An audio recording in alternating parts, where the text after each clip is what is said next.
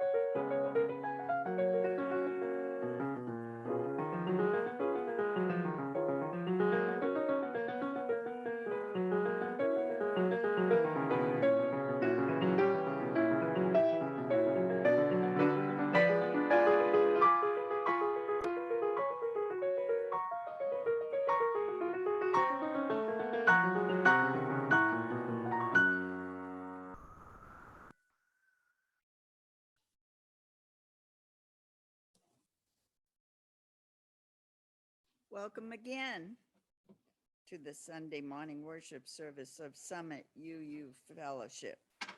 We are a religious community bound together by shared principles drawn from world religions, humanist teachings, nature and science, philosophy, and personal practices. We are a religion of love and inclusion. The mission of Summit is to commit ourselves to building a more compassionate, just, and sustainable world. If you are new to Unitarian Universalism or to Summit and would like to know more about us, Jim Weed is here today to welcome you and answer any questions you may have. Jim, please stand up and give a wave so folks know who you are. Jim will be at the visitor table just outside the greeting room after the service. For those on Zoom, we invite you to go to our website, summituuf.org. Click on the visitor button and fill out the online connection card. We will follow up with you. We want to acknowledge that our fellowship resides on unceded Kumeyaay land, and for more than 10,000 years, this land has been and continues to be the home of the Kumeyaay people. We recognize the violent history of colonization in California and honor the legacy of the continuing presence of the Kumeyaay Nation. We have some announcements. I believe our president, Eleanor Weed, has an introduction for you and then another announcement.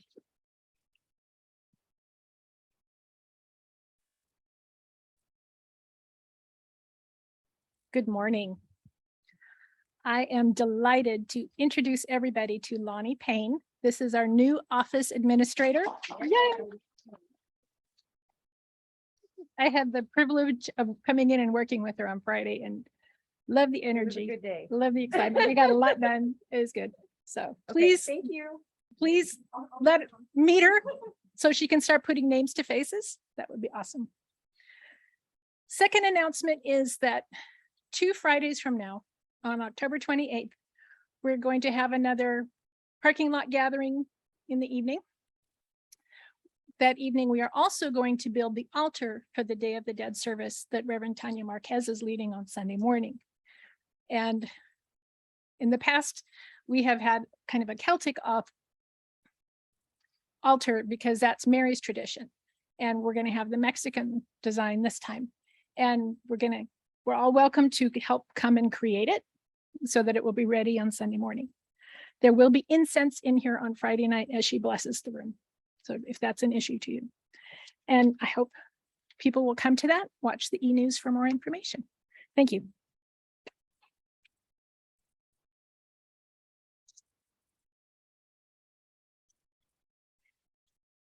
This morning's service is led by the Ministerial Search Committee, of which I am a member. The other members of the committee are our 2 co-leaders, Debbie Wingard and Amy Carstensen, along with Lyra Barrett, Jamie Cleland, Pam Kerr, and Brian Reedon. We are excited to have this opportunity to share with you. We are working hard, doing all we can to provide this congregation with a minister that will successfully lead us into the future.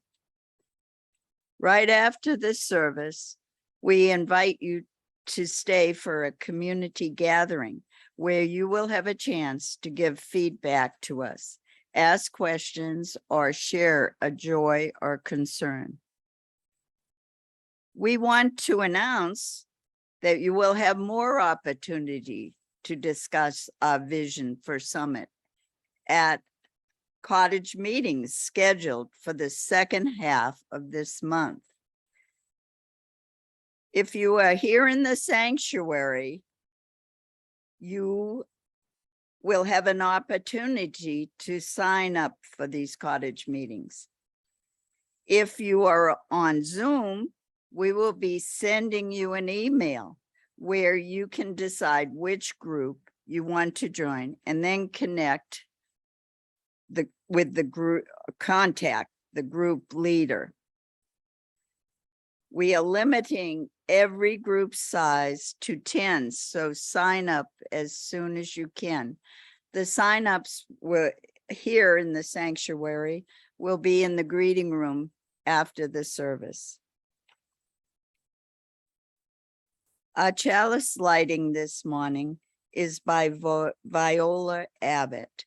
Jamie Cleland will light the chalice. As we light this chalice, may it serve to give us clarity of purpose and illumine our way as we set about doing the work of this congregation in commitment, in cooperation, and love.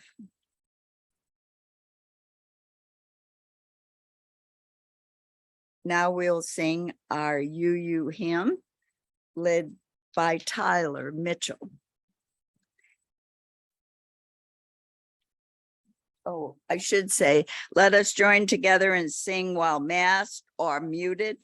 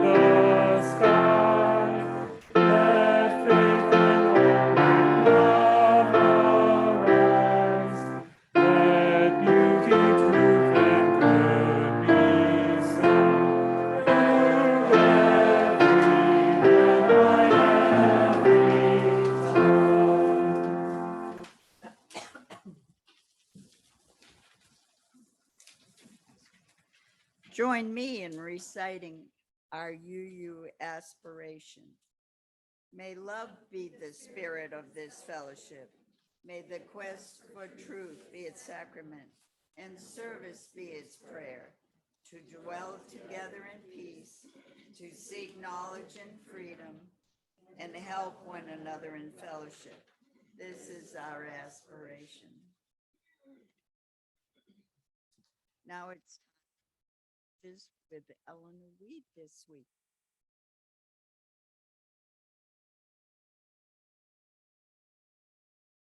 Again, Mary is in Alabama at the Liberal Religious Educators Association annual meeting, focusing on the 8th Principle Project this year. And she will be back Monday night. Today's story is What Can You Do with a Chance? By Kobe Yamada, illustrated by May Bessam.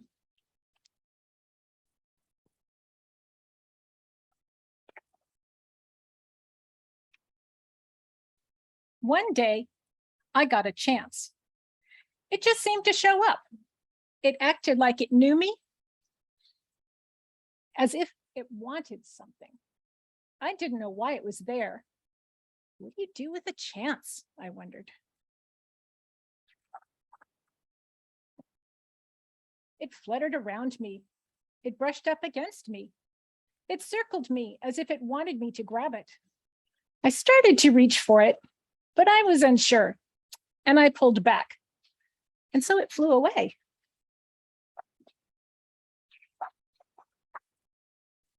I thought about it a lot. I wished I had taken my chance. I realized that I had wanted it, but I still didn't know if I had the courage.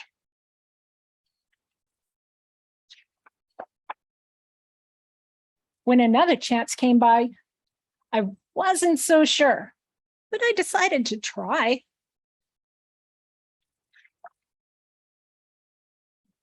I went to reach for it, but I missed, and I fell. I was embarrassed. I felt foolish. It seemed like everyone was looking at me. I decided I never wanted to feel this way again.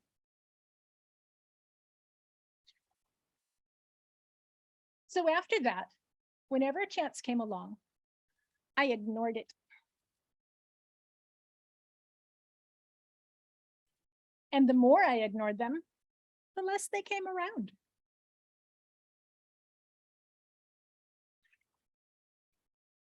Until one day, I noticed that I hadn't seen a chance in quite a while. It was as if they had all disappeared. I started to worry. What if I never get another chance? I know I acted like I didn't care, but the truth was I did. I still wanted to take a chance, but I was afraid, and I wasn't sure if I would be brave enough. Then I thought, maybe I don't have to be brave all of the time. Maybe I just have to be brave for a little while at the right time. I realized it was up to me. I promised myself that if I ever got a chance, another chance, I wasn't going to hold back. If I got another chance, I was going to be ready. Then, one seemingly ordinary day, I saw something shining far off in the distance. Is it possible? I hoped. Could this be my chance? I had to find out. I ran as hard and as fast as I could toward it. I don't know how to explain it, but the second I let go of my fears, I was full of excitement. It wasn't that I was no longer afraid, but now my excitement was bigger than my fear. As I got closer, I could see that this was a really huge chance. But this time I was ready. As it came by, I reached out and I grabbed it. I held on with all my might. It felt so good to soar, to fly, to be free. Now I see that when I hold back, I miss out. And I don't want to miss out. There's just so much that I want to see and do and discover. So what do you do with a chance? You take it, because it might be just the start of something incredible. And right now with Summit, we are at a time of taking a chance. We are in a liminal time between what was with our minister, Reverend Frank, and what could be. And are we brave enough to imagine a future of what we want and take that chance? So think about it.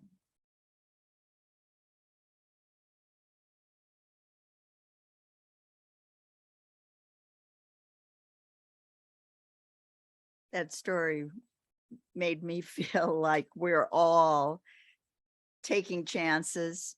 We're stretching ourselves. We on the Ministerial Search Committee, I'm professional sermon givers and speakers. And this is a stretch. But even I, at 79 years old, can grow. And that this experience has helped me grow.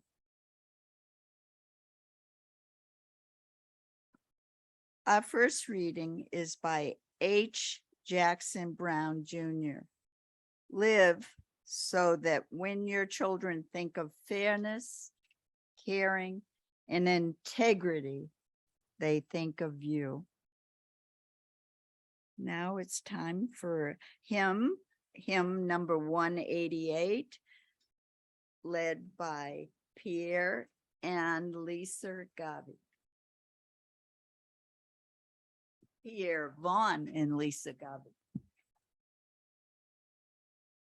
I only need one name.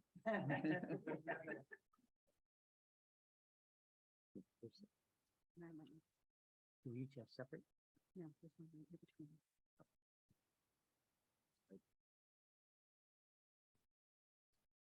Okay, we're gonna sing it once through and then break into rounds.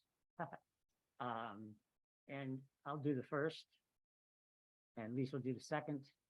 We're gonna do it 3 times. I'll leave it to Lisa to divide up the Okay, so. the people, because I'm not very good at that.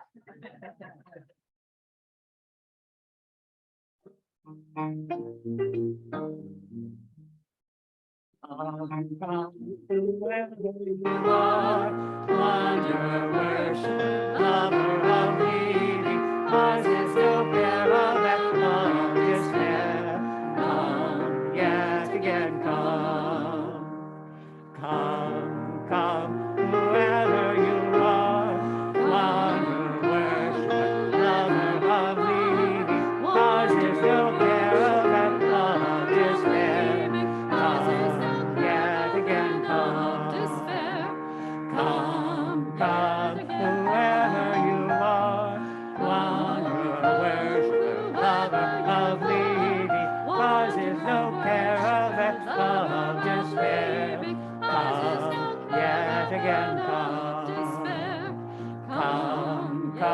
whoever you are, wanderer, worshiper, lover of me, causes no care of that love despair. Come, yet again, come, yet again, come.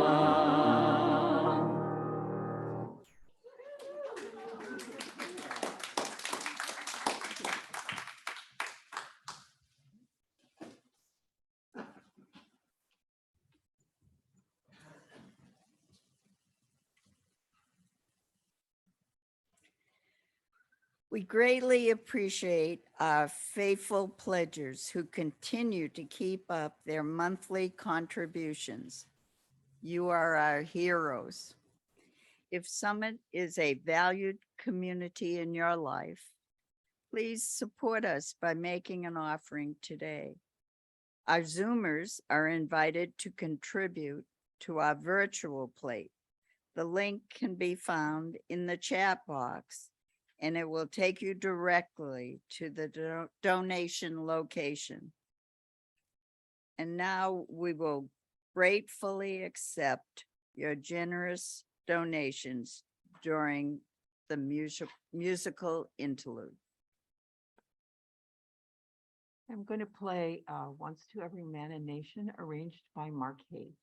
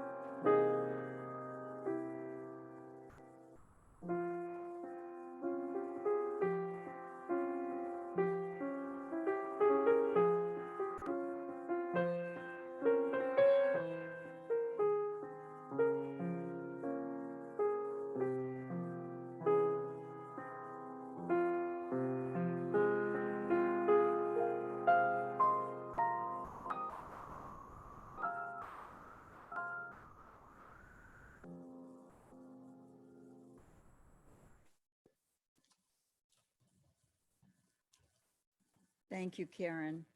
I wanted to say that I just got back from Oregon, where I spent several months. So I was a Zoomer. And the music that you're playing is just so much more beautiful in person. So that's another reason to get back. That piano must be perfectly tuned. It's just sounding wonderful. Thank you.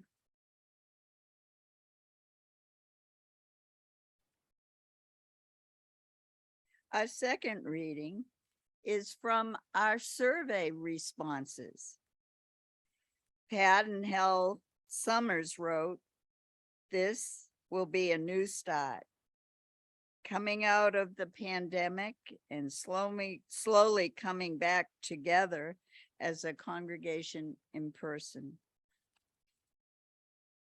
The new minister will have a role in what we loved about Summit.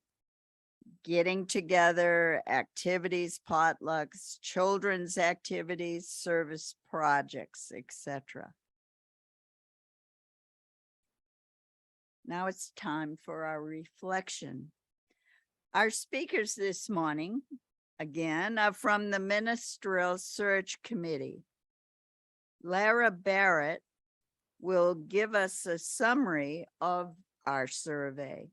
Then Debbie Weingart and Jamie Cleland will give their personal experiences with Summit's shared ministry.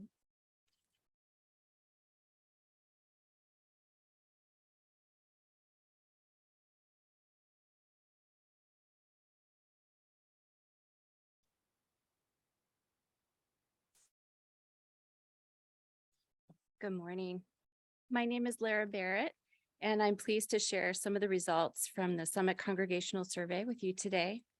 The survey was intended to gather information from you that we'll use to help guide us in our search for a new minister for Summit. And we had a total of 97 responses, which is an excellent response rate. So thank you so much for all your participation. Can you go to the next slide, please? So I'm going to go through the results from 6 of the survey questions here, but we have all the results if you want to discuss additional questions during the community gathering time after the service. We'll also be putting all the results together into a document that we can share with anyone who's interested. Okay, so let's dive in. Question number 1 was, what is your favorite thing about our congregation? The number 1 answer centered on community, with themes like being a part of a community, camaraderie, support and connection, spiritual freedom and fellowship, acceptance, welcoming, and being together. The second most popular answer was the people, and answers included words such as friendships, personal bonds, socializing, kindness, and compassion. The third most popular answer focused on social justice. And then the fourth most popular answer was a tie between specific mentions of the religious exploration or RE program and Sunday services, which included lay-led services, past ministers, thought-provoking sermons, music, and the facilities here on campus.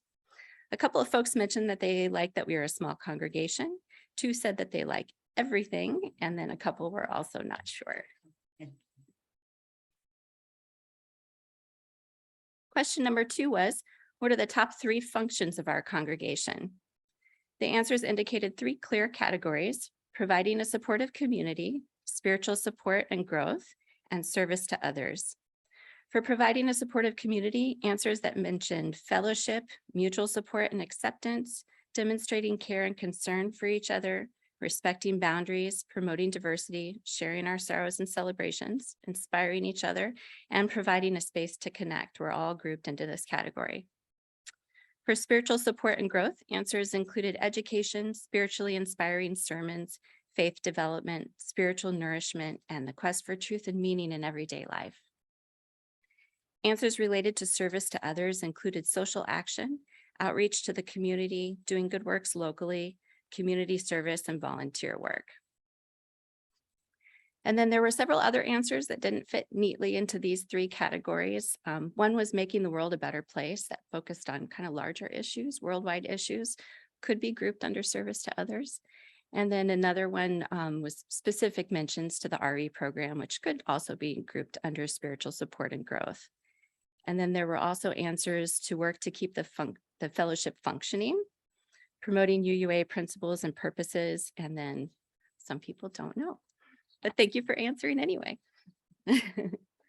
All right, and then question number 3 was similar, but asked what respondents felt were the top 3 functions of the minister. And these answers focused mostly on leadership and pastoral care. And then a close third was to provide Sunday services. So answers grouped under community and spiritual leadership included providing spiritual growth, inspiring the congregation, leading with compassion, fostering connections with our wider communities, participating in social justice, leading the way with hands-on community service, helping to unite and build a stronger community, keeping us organized, challenging our thinking, and helping us work through our differences.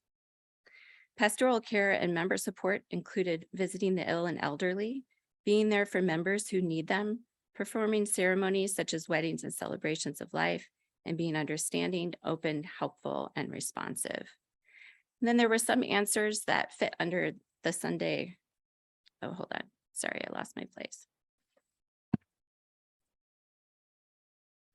Okay, here we go. Some folks mentioned themes related to a commitment to Summit, such as growing the fellowship, helping to create financial stability, and providing guidance through the board and collaboration with the congregation.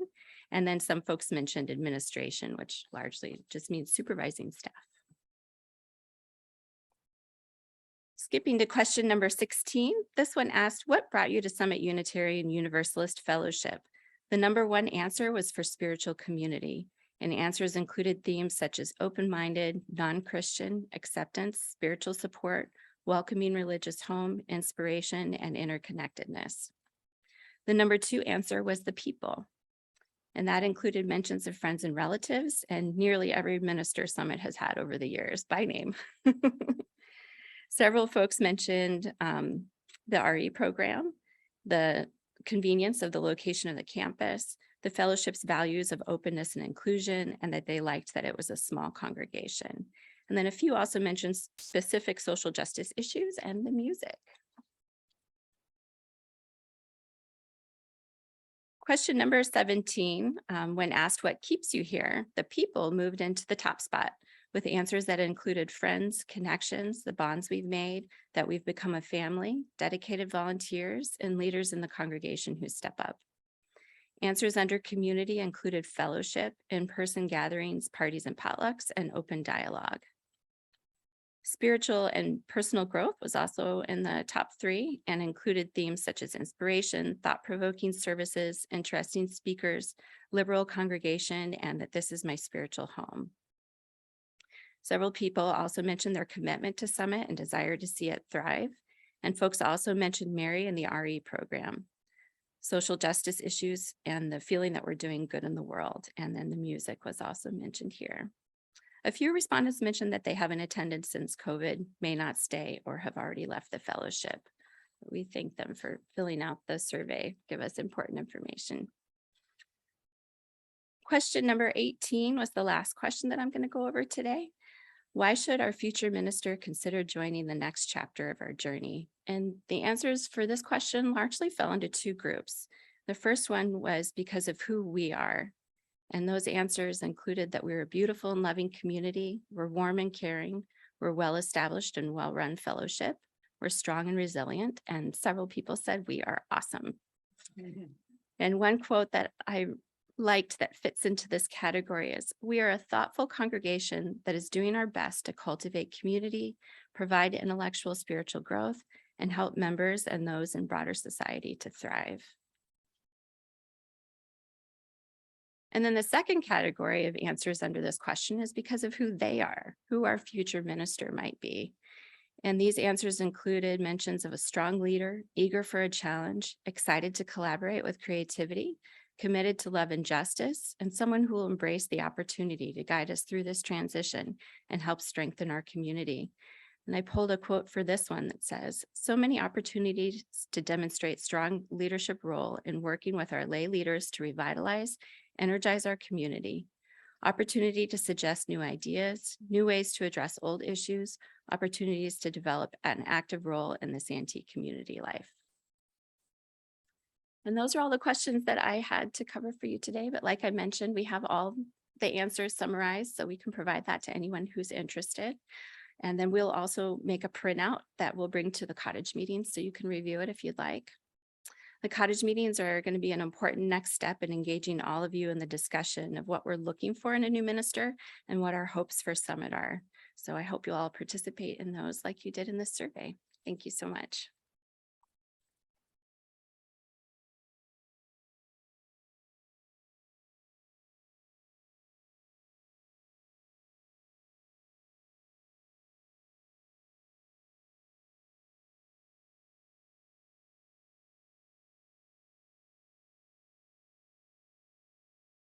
Thank you, Lara. Hello, I am Debbie Wingard.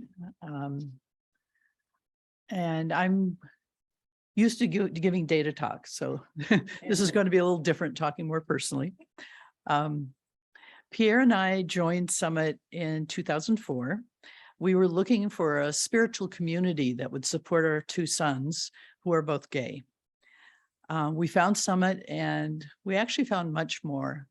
There were great services, but also deep friendships. So we really feel Summit is a special community. And as the survey indicated, it's not just the minister, it's the people, it's the staff, it's the members that really make this a special place. So today's topic is shared ministry. So I thought I'd start with a definition, because what's a sermon without a definition? You. And if it was Reverend Frank, a dozen definitions, right? So I looked through the dictionary, and there are, of course, lots of definitions, but the one that I thought fit the best was the act of ministering or serving the community. So what are acts of ministering or acts of service? We on the search committee, of course, have been giving this a lot of thought over the last few months. And we find that we agree with the survey summary that you just heard, that this serving includes inspiring, supporting, providing pastoral care, providing service and leadership, and social justice. And of course, who provides that ministering includes the minister. It's probably the first person we always think of. And we've been lucky to have a whole series of really good ministers. When Pierre and I came, the minister was Ned White. And I always remember that one of the important things for Pierre was music. So when we came to Summit, this was when we were in the rented space, and we met in this little tiny office to practice for the choir. And Ned was also a tenor, and he would make a point of always sitting with Pierre and making sure Pierre had the words, because for those that don't know, Pierre is blind. And it was very important to him to be able to participate. And Ned made a strong commitment to help Pierre. And it was something that meant a lot to me and to Pierre. And since then, as you know, we've had a series of great ministers, including affiliated ministers like Tom and Arvid, and most recently, Reverend Everett. But again, it's not just the minister that provides ministry in this congregation, but also the staff and the people. And we've been really lucky with our staff. When I don't even remember for sure if Connie was RE director when we joined, but certainly close after that. And she was so inspirational and helpful and guiding that program. And now, of course, Mary provides incredible service to our families, but also the whole community. What also surprised me was that the other staff are so involved in ministry. Mark, our property steward, doesn't just take care of our property. He leads a men's group that's incredibly inspirational and supportive for that group of men that meet every week on Zoom. And as we know from last week, he gives incredible sermons and very inspiring and meaningful. And for years, we had Linda in the office and soon Lonnie. But Linda was always there with support for members who stopped by and needed to talk or to greeting new people. So I really saw ministry in her role, not just taking care of the paperwork. And then members. If we think about inspiration, we certainly get that from the Sunday services group and our lay-led services,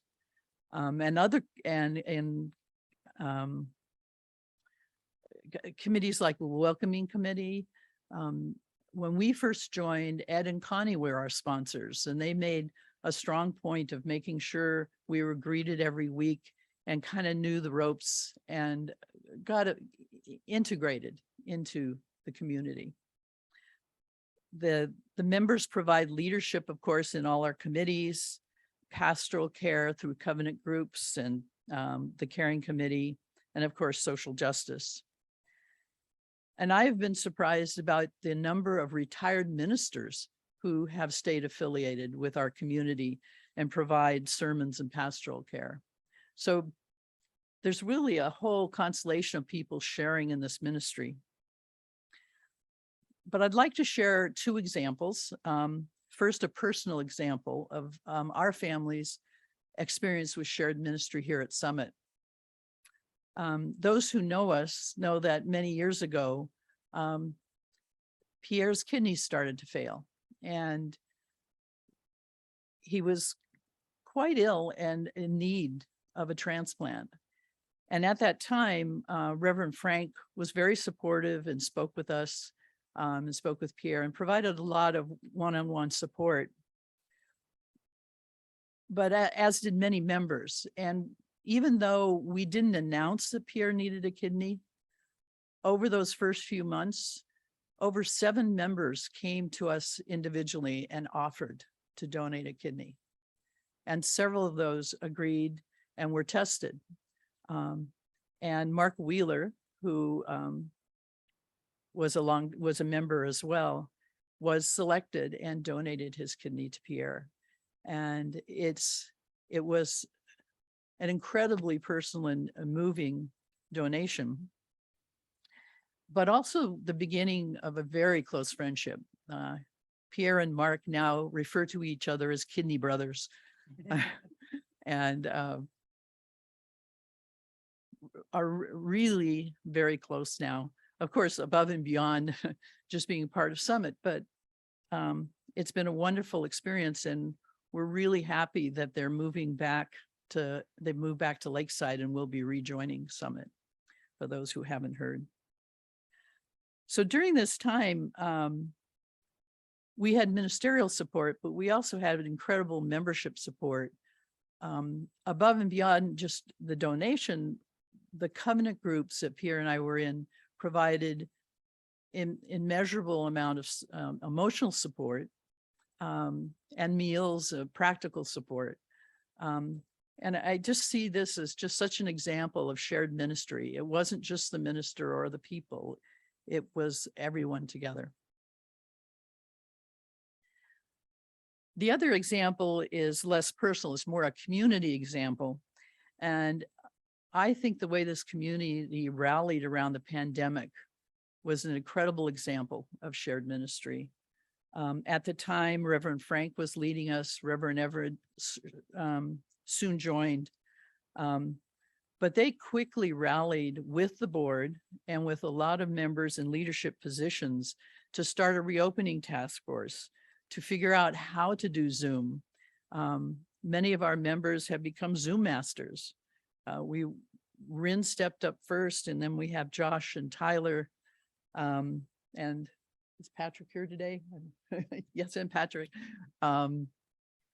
So they all worked together to figure out how we could stay in community, even though we were isolated. And many of our affiliated ministers stepped up. Reverend Arvid, Reverend Tom, even Ned White has come back and given sermons and pastoral care, either locally or from a distance. So as we now start this process of searching for a new minister to take over and start or to join us, I think this is our ultimate shared ministry, finding the minister who wants to work with us and who we will work with and support each other. So thank you all for listening. And that is my feelings on shared ministry. And I feel very blessed and lucky to be a part of this community.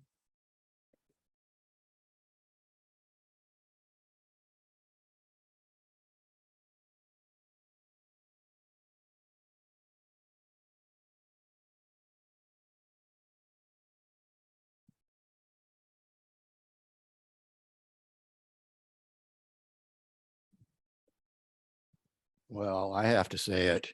Go Padres. Let's get all of San Diego on a winning streak here, and maybe the new minister can come to the home of the world champions. So my name is Jamie Cleland, and my family joined Summit in the late 90s. We'd been living in East County for many years, loving alpine, semi-rural, small town environment, and it was close enough to downtown for me to be able to commute to work. But we weren't feeling comfortable socially or spiritually. We were missing an open, forward-looking community where we would feel at home and be accepted and be challenged in a good way.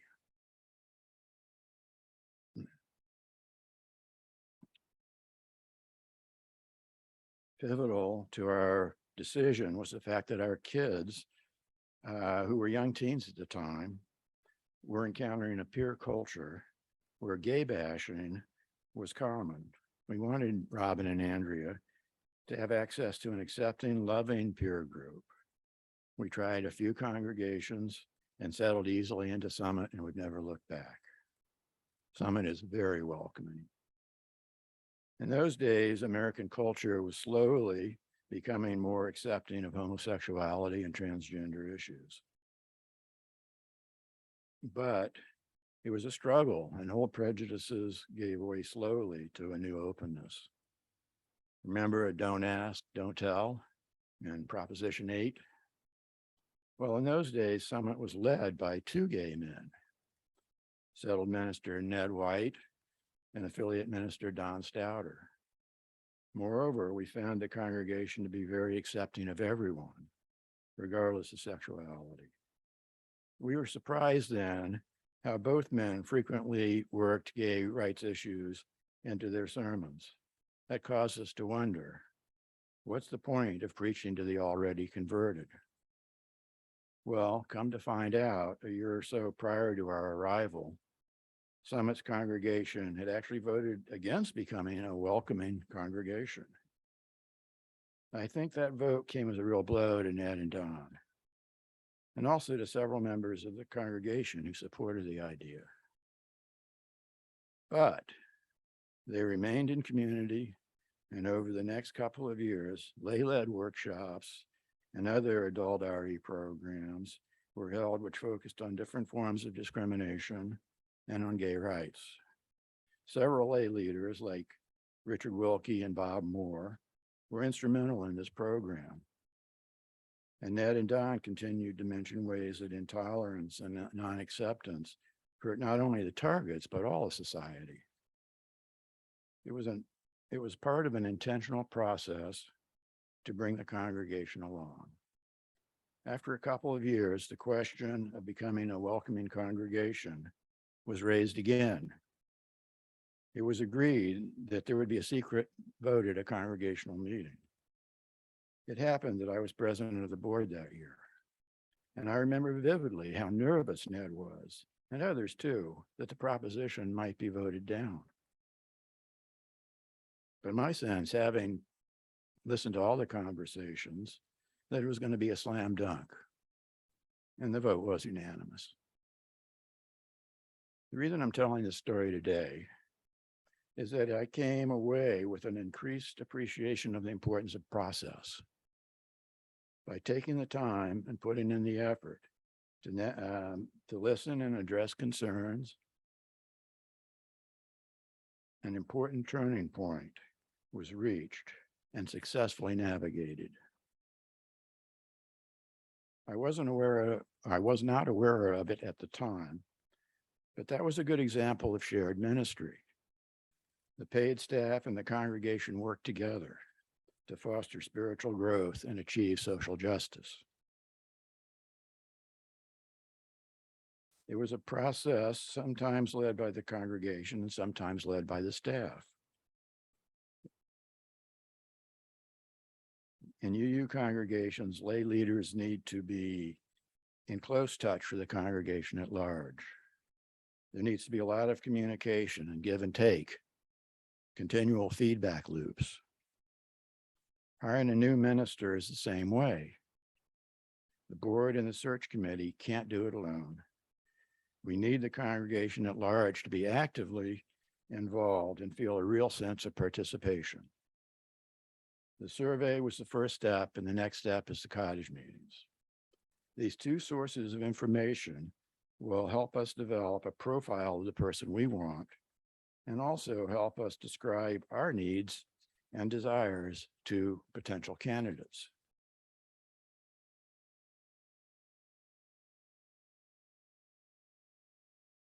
And feel free to approach any one of us if you have questions or suggestions. We're actively looking for good ideas. The UUA has developed a process to achieve consensus in the hiring of a new minister. It's designed to help both sides of the search, the candidates on the one side and the congregations on the other. And it's to find a good match. By November 22nd of this year, we will post a packet of information on the UUA Ministerial Search website. It'll be our congregational record. This will be the basis on which candidates will decide whether to apply for our position. A large part of that record will be based on the input that we get from the survey and the cottage meetings. So your input is very important. And after that packet goes in, we'll still be listening, but the candidates won't be able to hear any new input until we're deep into the selection process. So please be active and participate in the cottage meetings. Grab that chance, it's out there. Thanks.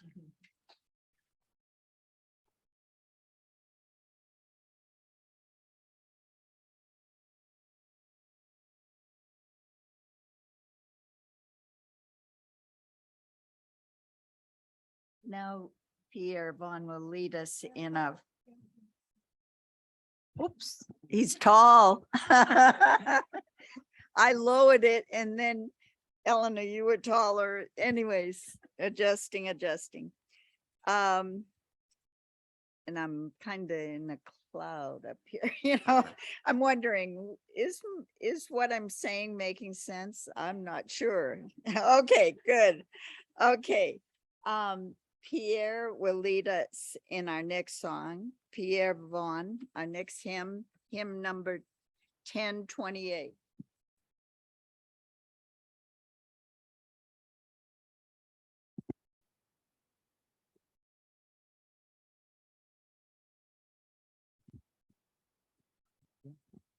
Yes.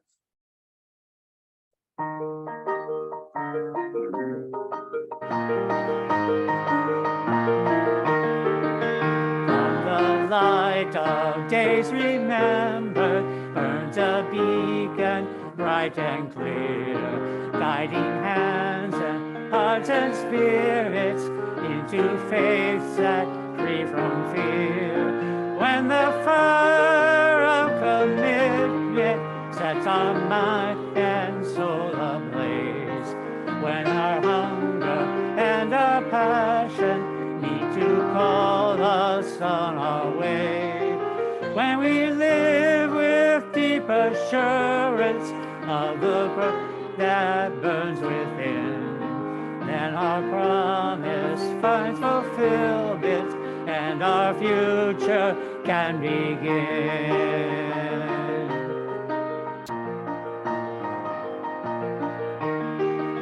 From the story of our living rings a song both brave and free, calling pilgrims still to witness to the life of liberty.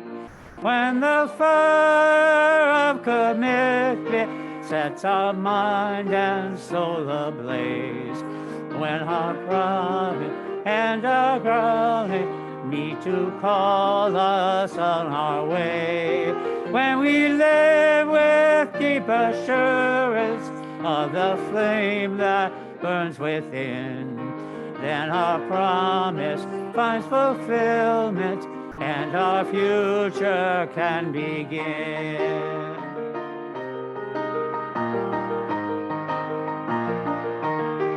From the dreams of youthful vision comes a new prophetic voice, which commands a deeper justice built with our courageous choice.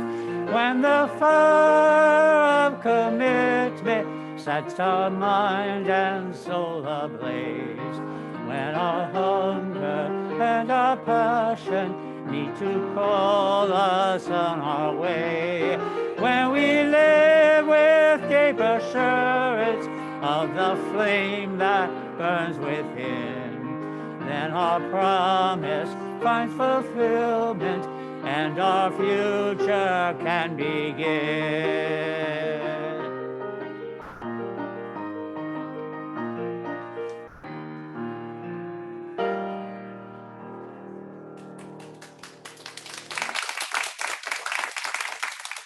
Oh, I missed Pat Brining's drum. Maybe next time.